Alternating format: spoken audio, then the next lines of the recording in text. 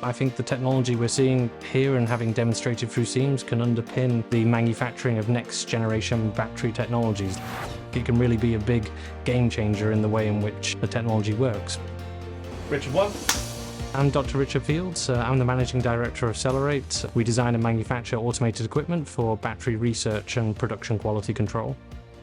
Being able to apply and use these systems at the smaller scale has helped us test smaller fundamental processes that now we can take and adopt and apply at the larger scale, getting a good firm understanding of the fundamentals and then being able to get hold of demonstration equipment and use that and apply it, and still lean on and use the expertise that's here at the University of Manchester in developing that.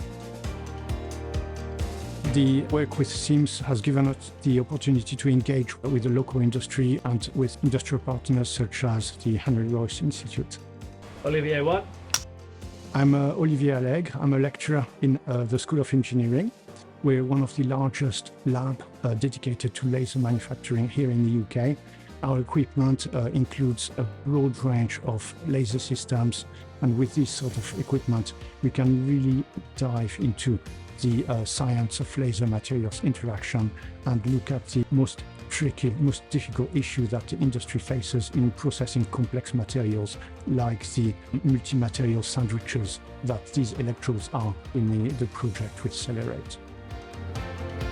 The aim of the project was to select the optimum laser system that creates the highest quality cut of lithium battery electrodes with a special emphasis on the scalability and the highest throughput.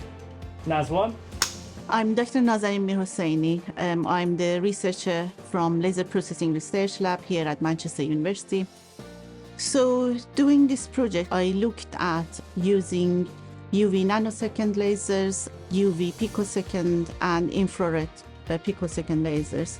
By a detailed study on these systems, we could carefully design a process that creates high quality cuts of different materials, including pure metals, aluminium and copper, as well as coated electrodes with different depths, all in one single laser process. This has made a big impact on our decision making. It's given us the confidence in moving forward in growing in the space of laser processing. We're very keen to put investment into this space, into getting hold of apprentices and people who can work either at the University of Manchester or do technology transfer out of the university and into Cellerate. That would be really good for us.